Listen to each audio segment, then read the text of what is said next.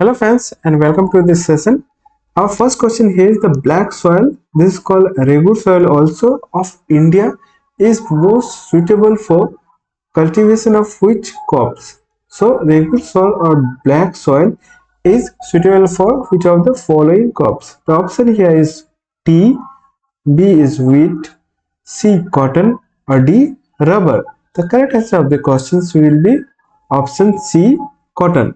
So cotton is a product which is grown in black soil or regular soil. So this black soil and regular soil is in rich lime, iron and magnesium. It is rich in lime, iron and magnesium. Fe is iron and Mg is magnesium. These three we found in the black soil or regular soil. Now if we talk about the tea, it is grown in the hilly area where the drainage system is very high or it is in the slopy areas. This requires a laterite type soil. It is required laterite. Laterite type soil is useful for the cultivation of tea. For wheat, we prefer alluvial soil. We prefer alluvial soil. Alluvial, alluvial soil is very useful to cultivate wheat. And alluvial soil we found in the Indo-Gangetic plant. We found this in Indo-Gangetic plant. Indo-Gangetic plant, very important. And for the cultivation of rubber, laterite or red soil is useful. Laterite or red soil. And rubber requires a humid and hot climate. For the cultivation of rubber, the requirement of climate is humid, humid and humid and humid and hot. It is useful for cultivation of rubber. Now moving to the next question. Our next question here is, which of the following is an example of indirect tax in India? Options given here is option A income tax, B corporate tax, C GST or D capital gain tax. Now what is indirect tax? So indirect tax is a shopkeeper or service provider collects from the consumer, then they pays to the government. First the tax is collected by the shopkeeper or the service provider, then this tax is given to the central government. This GST would be our correct answer of this question. So GST is not a direct tax, it is indirect tax. Now corporate tax is a direct tax. It is paid by the companies on their profit. It is paid by the company on their profit and capital gains. It is also direct tax on the profit made from the sales of assets and property. The profit is gained selling the assets and property shares. These types of profit comes under capital gains tax. Now we'll move to the next question. Our next question is, which is the highest peak of the Aravalli range? The highest peak of Aravalli range. Options here is Dupsang. Option A is Dupsang, B Guru Shikhar, C Kalsubai, D Tudaveta. So correct answer of the question is option number B Guru Shikhar. The height of Guru Shikhar, that is the highest peak of Aravalli range, is 1722 meter. 1722 meter is the height of Guru Shikhar, and it is located in Mount Abu, Rajasthan. It is located in Rajasthan near Mount Abu. Right? Now if we talk about Dhupgarh, Dhupgarh is the highest point of Satpura range. It is highest point of Satpura range, right? And Kalsubai is the highest peak state of Maharashtra.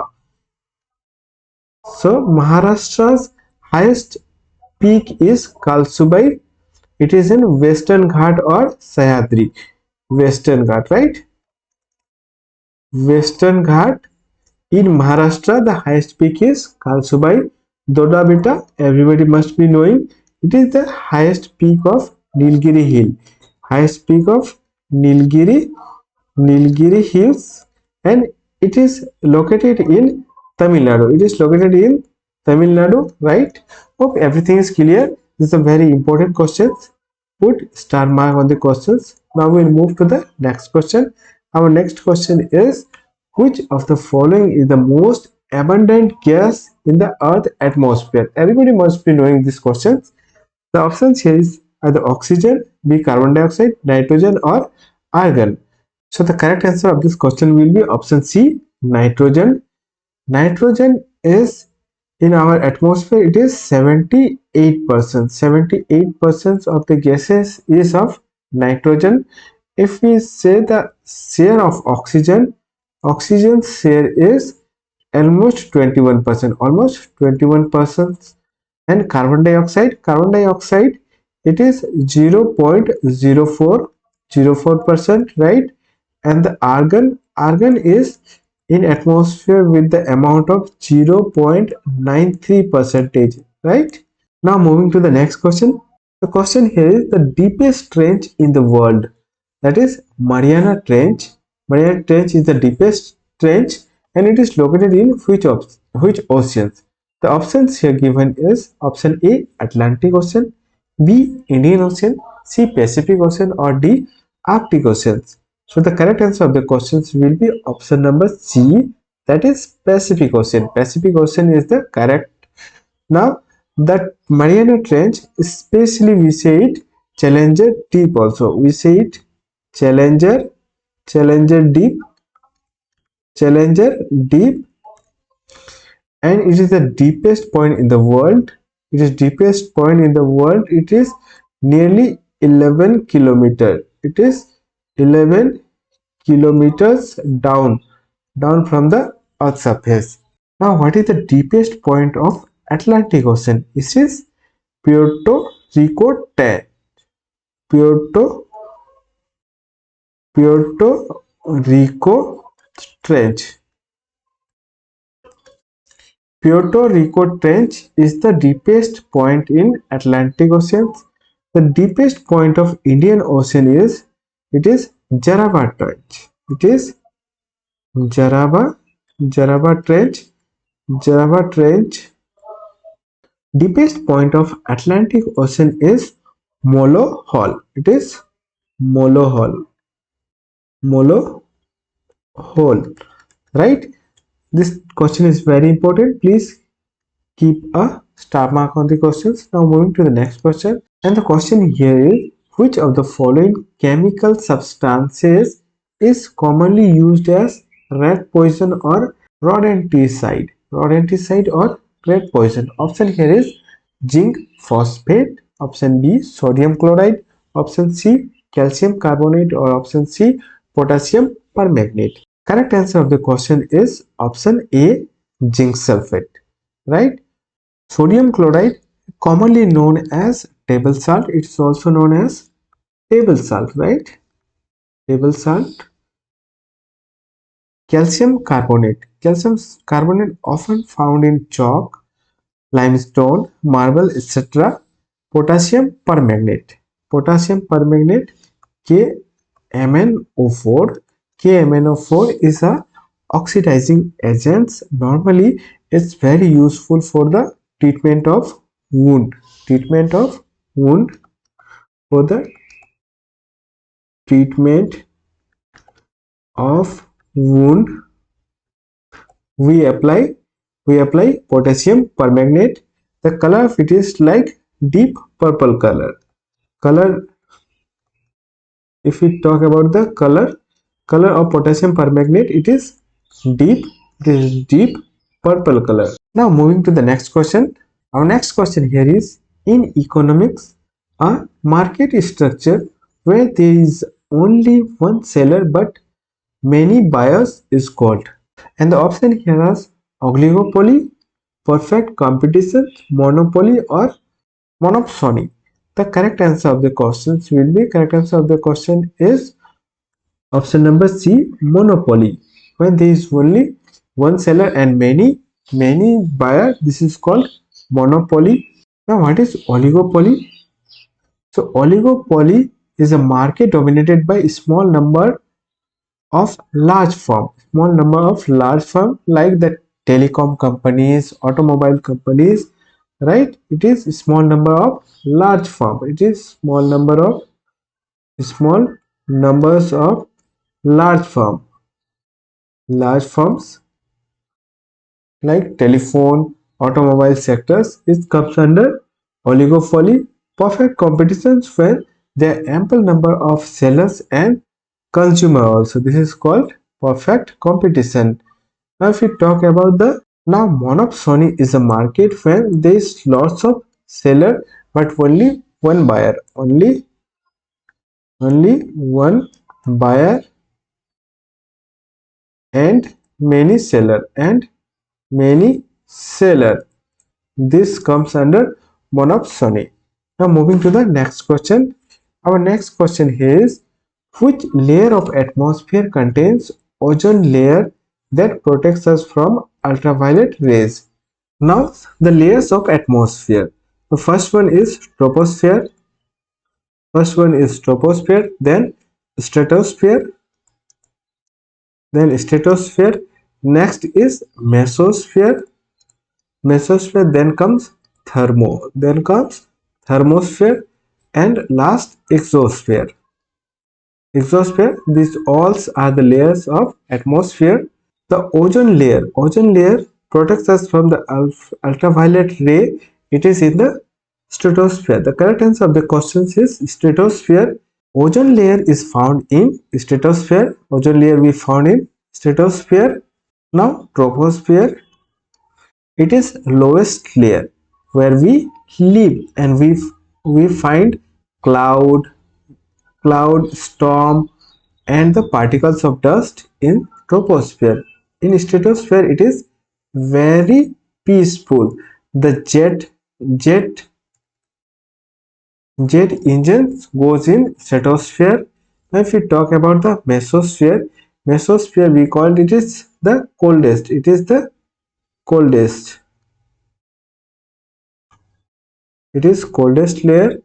Ionosphere, it is part of thermosphere. It is part of thermosphere where radio waves,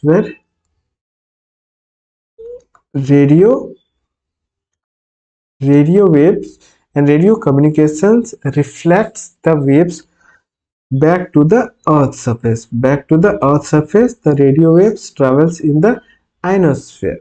Now the next question, which of the following is the largest freshwater lake in the world by surface area? So here it is mentioned surface area. So please keep in your mind.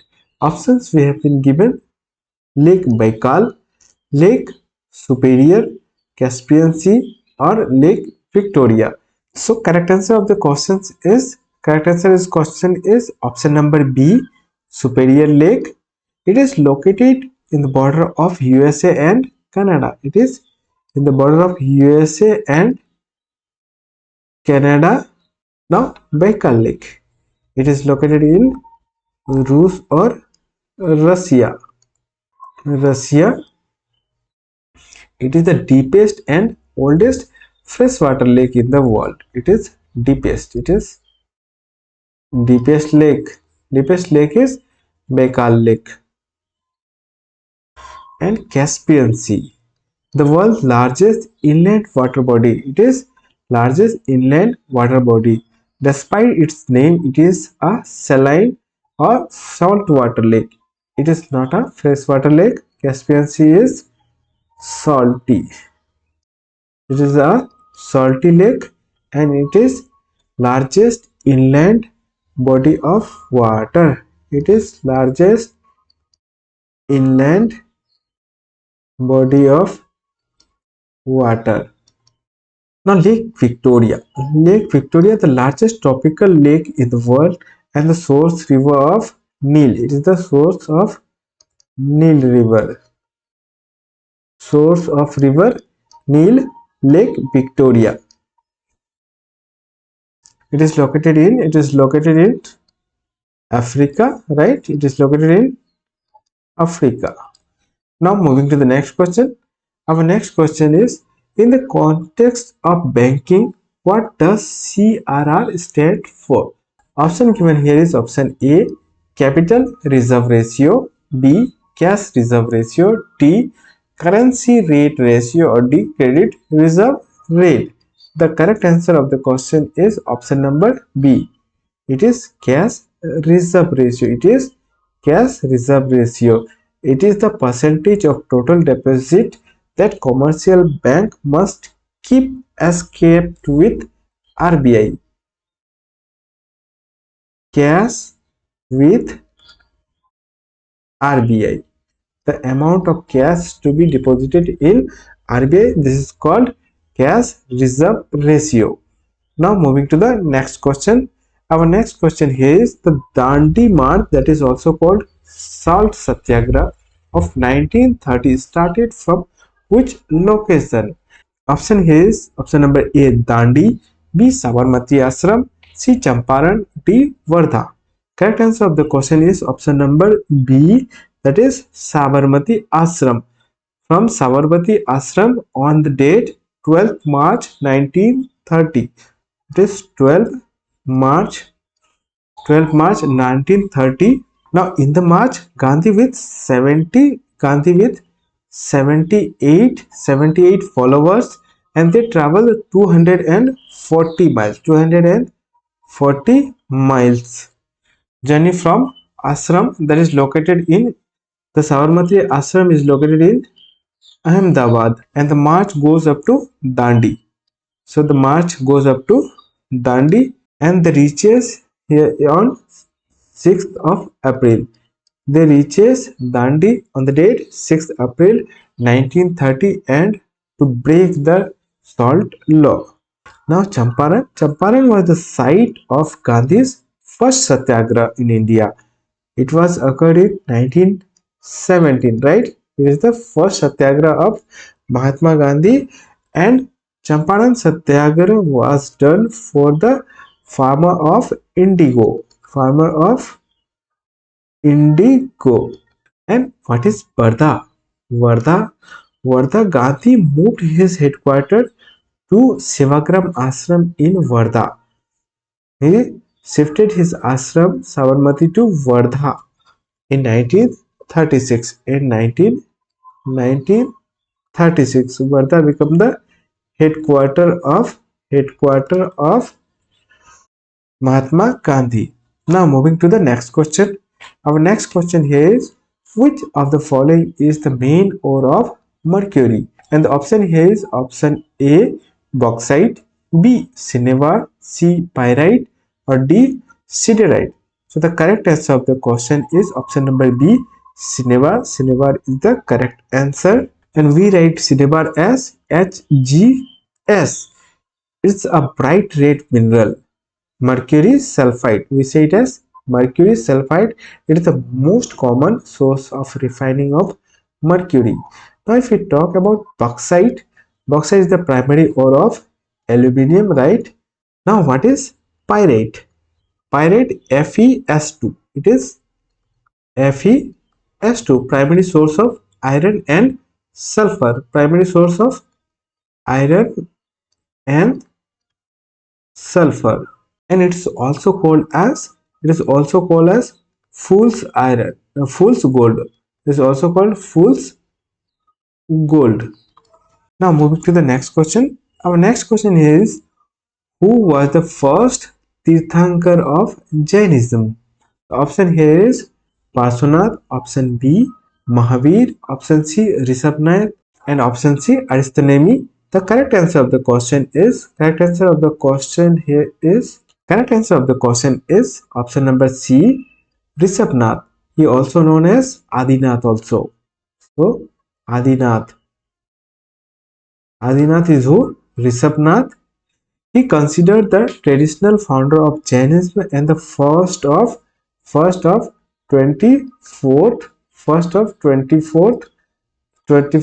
Tirthankars. Now if we talk about the Parshvanath was 23rd. He was 23rd Tirthankar, and he lived about 250 years before the Mahavir. Mahavir was the 24th. He was the 24th Tirthankar and was the last Tirthankar of Jainism. He credited with the final symmetric expansion of Jainism philosophy. So he was the last Tirthankar or 24th Tirthankar of Jainism. Now if we talk about the Ashtami, Ashtami was the 22nd. 22nd. Sometimes we are given to arrange the Tirthankars of Jainism. So 22nd was Ashtami, 23rd Parshvanath, 24th Mahavir, and the first was Rishabhnath or Adinath. So hope everything is clear. Now moving to the next question. Our next question here is, which of the following is the shortest day? We also called it as winter solstice on the northern hemisphere. The options here is option number A, June 21, September 23, option C, December 22 or March 21. So correct answer of the question is 22nd of December. 22nd of December in the northern hemisphere. In the northern hemisphere, it is the shortest day, and also we call it as winter solstice. Now 21st is the summer solstice because it is the longest day. It is the longest day in the northern hemisphere. It is the longest longest day is 21st June, and shortest is 22nd December, and 23rd September is autumnal equinox. It is autumnal equinox because on this day and night are approximately equal. Day and night on 23rd September. It is called autumnal equinox. And March 21. March 21, it is a vernal springal equinox. This is same as 23rd September. On this day, days and nights are equal. Now moving to the next question. Our next question is, what is the SI unit of electric power? Option here is joule, watt, ampere, ohm. The correct answer of the questions, everybody knowing, it is option B, watt. Watt is the SI unit of electric power. Now joule is the SI unit of energy or work. It is energy and work. Energy and work is SI unit is joule. Ampere is the SI unit of electric current. Right? And ohm is the SI unit of electronic resistance, right? Resistance unit is ohm. Hope everything is clear.